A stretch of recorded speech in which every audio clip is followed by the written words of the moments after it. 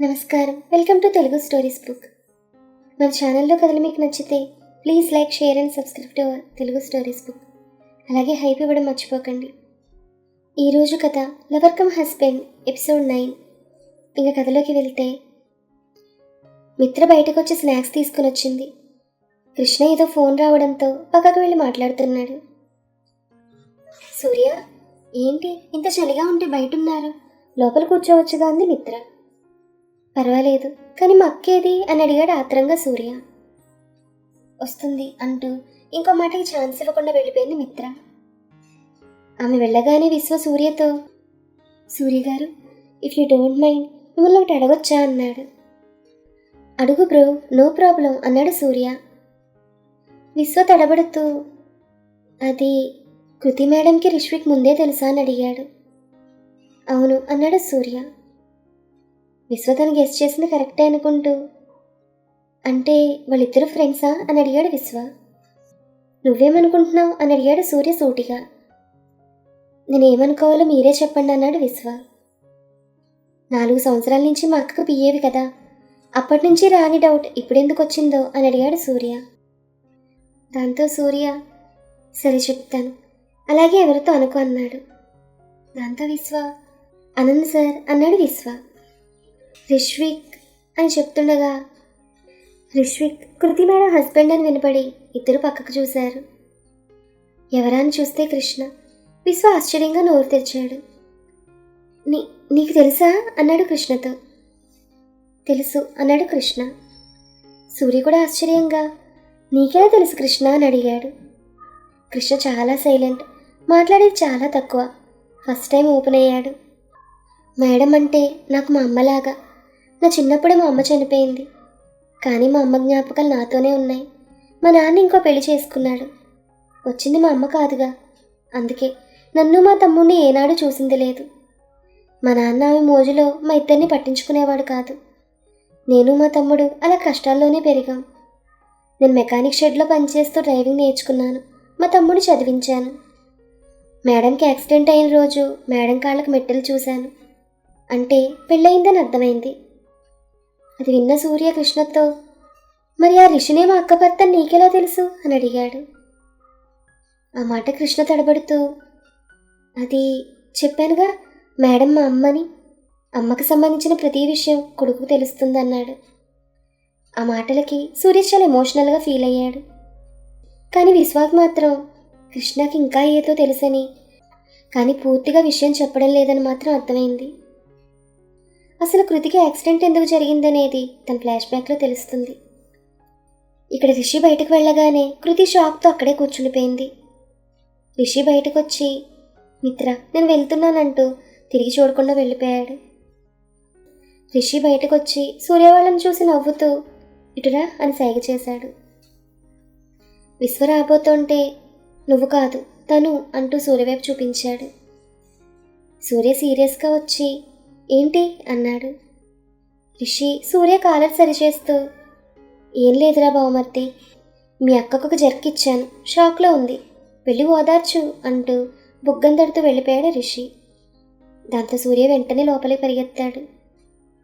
విశ్వ కృష్ణతో, నీ సెంటిమెంట్ బాగానే ఉంది, కానీ నువ్వేదో దాచావు కిట్టి, అదేంటో చెప్పు అన్నాడు విశ్వ. ఆ మాట కృష్ణ, హే అదేం లేదు, అయినా నేనేం దాచాను, ఎందుకు దాస్తాను, పద పద. సూర్య సార్ లోపలికి పరిగెత్తారు. ఏమైందో ఏంటో అని మరో మాటకు తావివ్వకుండా వెళ్ళాడు. కృతి మిత్ర రావడం చూసి కళ్ళు తుడుచుకుంటూ, మేము వెళ్తామంది. దాంతో మిత్ర, ఏంటే ఏమైనా మాట్లాడుకున్నారా లేదా అని అడిగింది. డ్రైవర్స్కి అప్లై చేద్దాం అన్నాడంది కృతి. మరి నువ్వేమన్నావు అని అడిగింది కంగారుగా మిత్ర. అప్పుడే వచ్చిన సూర్య కృతి నార్మల్గా ఉండడం చూసి అమ్మయ్య అనుకుని, అవును మిత్రక్క, అదే కరెక్ట్, నాకు మా డాడీకి అదే ఉంది, కానీ మా అక్క ఎప్పుడూ అలా అనలేదని ఆగామంతే. ఆ మాట విన్న మిత్ర సూర్యతో, వీలైతే భార్యాభర్తలు కలపాలి, అంతేగాని విడదీయకూడదంది. ఆ మాట కృతి మాట్లాడుతూ, ఆ స్టేజ్ కూడా దాటేశాం, ఇంక నువ్వు ఒక్క హెల్ప్ చేయి చాలంది. దాంతో మిత్ర బాధగా, ఏంటి అని అడిగింది. మీ ఫ్రెండ్ మ్యూచువల్గా విడాకులు తీసుకోవడానికి ఒప్పించు, ఈ కోర్టులు కేసులన్నీ ఇద్దరికి రిస్క్ అవ్వచ్చంది. కృతి అన్న మాటలకు మిత్ర సరే అని తలూపింది. దాంతో కృతి పద సూర్య అంది. ఎటూ డిన్నర్ టైం అయింది, చేసి వెళ్ళండి అంది మిత్ర.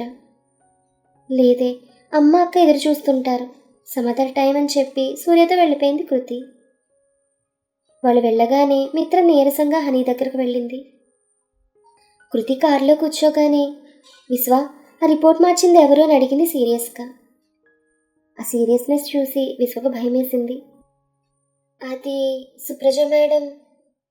అక్క, ఎందుకు? ఆ రిష్విక్ చేతిలో మీరు ఓడిపోకూడదని. అంటే మోసం చేస్తే గెలిచినట్లా అంది కృతి. అక్క, ఎందుకంత కోపం? నువ్వేమీ మోసం చేయలేదు. అయినా ఆయన గారి అన్నింటికీ కారణం. అయినా ఇప్పుడు ఏమైంది? వాళ్ళ పిఏ డిశ్చార్జ్ అయ్యి సేఫ్గా ఇంటికి వెళ్ళిందన్నాడు సూర్య. ఇంక కృతి ఏం మాట్లాడలేదు. మరుసటి రోజు ఉదయం మేఘమాల వచ్చి రిషికి విష్ చేసి ఆ రోజు షెడ్యూల్స్ చెప్పింది. రోజు తను వచ్చి రిషికి అలా చెప్పి కిందకొచ్చి వెయిట్ చేస్తుంది. మేఘమాల కిందకి రాగానే ఏదో కమ్మటి వాసన ముక్కుపుటాలకి తగిలింది. అది నేత్తో వేస్తున్న పెసరట్టు ఉప్మా అని అర్థమై కిచెన్ వైపు వెళ్ళింది. రిషి, పర్సనల్ షెఫ్, ఇంకా ఇంటి వంట మనిషి కలిసి ప్రిపేర్ చేస్తున్నారు. మేఘమాల వాళ్ళ దగ్గరకు వెళ్ళి వావ్ అంటూ ప్లేట్ పట్టుకుని ముందు నాకు వేయండి, సారొస్తే సరిగా తిన్నివ్వడంది. దాంతో చెఫ్, మేఘ, నిన్నంతా హాస్పిటల్లోనే ఉన్నావు, ఇంకా హెల్త్ సెట్ అవ్వలేదు, నీకు ఇవి వద్దు, ఇడ్లీలున్నాయి అవి తినన్నాడు. ఆ మాటకి మేఘమాల, ఓయ్ లిమిట్స్లో ఉండు, నువ్వు నాకే నీతులు చెప్తున్నావు, మర్యాదగా నాకు పెసరట్టు పెట్టండి. ఇంకతనేం మాట్లాడకుండా తనకి వేశాడు. పెసరట్టు ఉప్మా, అది కూడా నెయ్యితో. ఒకటి తింటేనే కడుపు నిండుతుంది. కానీ పాపం పాప వెనక రిషి గమనిస్తున్నాడనే సోయ కూడా లేకుండా ఏకంగా 6 లాగించేసింది. 1 మోర్ అంది ప్లేట్ మీద చట్నీ నాకుతూ. అంతే, వీపు విమానమ్మతో మోగించాడు రిషి. దాంతో ఆమె ఎదురుపడి ప్లేట్ వదిలేసింది. ఇలా పందిలా తిని నిన్నంతా హాస్పిటల్లో జాయిన్ అయ్యావు. నువ్వసలు ఏమనాలి నిన్ను? హ్యూ డెవిల్, నీ వల్ల నేను అవమానించబడ్డాను. నువ్వేమో హాయిగా తింటున్నావు, నీ సంగతి చెప్తాను చూడంటూ వెళ్ళిపోయాడు రిషి. మేఘమాల హ్యాండ్ వాష్ చేసుకుంటూ చెఫ్ని చూసింది. అతను నవ్వు ఆపుకుంటున్నాడు. ఆమె తన దగ్గరికి వెళ్ళి, ఏయ్ ఎందుకు నవ్వుతున్నావు? సార్ తిట్టారనేగా, నీ సంగతి అంటూ వేలు చూపిస్తూ వెళ్ళిపోయింది.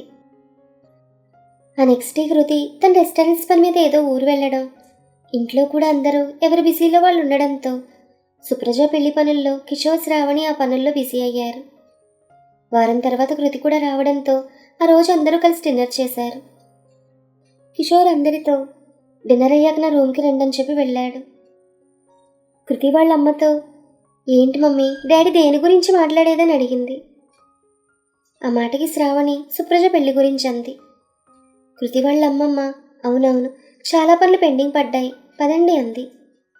అందరూ వెళ్ళి కూర్చున్న కిషోర్, సూర్య కార్డ్స్ మొత్తం ఎన్ని అయ్యాయి అని అడిగాడు. 2000 వరకు ప్రింట్ చేయించాను నాన్న. పెద్దక్క తన హాస్పిటల్ స్టాఫ్కి, ఫ్రెండ్స్కి విడిగా ఇంకో 200 చెప్పిందన్నాడు సూర్య. ఓకే, నెక్స్ట్ కృతి, మనం ముందనుకున్నట్లే మన రిసార్ట్ రేపటి నుంచి రెడీ చేయించు. రేపటి నుంచి అవుట్ సైడర్స్ విజిటింగ్ స్టాప్ చేయించన్నారు ఆయన. అదంతా నాకు వదిలేయండి నాన్న, చెఫ్స్ని కూడా సెలెక్ట్ చేశాను, ఇక మనం షాపింగ్ స్టార్ట్ చేద్దామంది కృతి. దాంతో అందరూ అవునవునన్నారు. ఓకే, రేపు ఎల్లుండి గోల్డ్ షాపింగ్, నెక్స్ట్ బట్టలు అన్నాడు ఆయన. ఇంకొక విషయం అన్నింటికన్నా ముఖ్యమైనదంటూ కృతి వైపు చూస్తూ, కృతి నీకు అభికి ఎంగేజ్మెంట్ అన్నాడు. ఆ మాట విన్న కృతి షాక్ అయింది. నాన్న ఏం మాట్లాడుతున్నారో అర్థం కాలేదు. నాకు ఎంగేజ్మెంట్, నాకు పెళ్ళయిందన్న విషయం మర్చిపోయారని అడిగింది. దాంతో ఆయన కూల్గా, ఆ పెళ్లి పెటాకలైందని కూడా మర్చిపోలేదన్నాడు.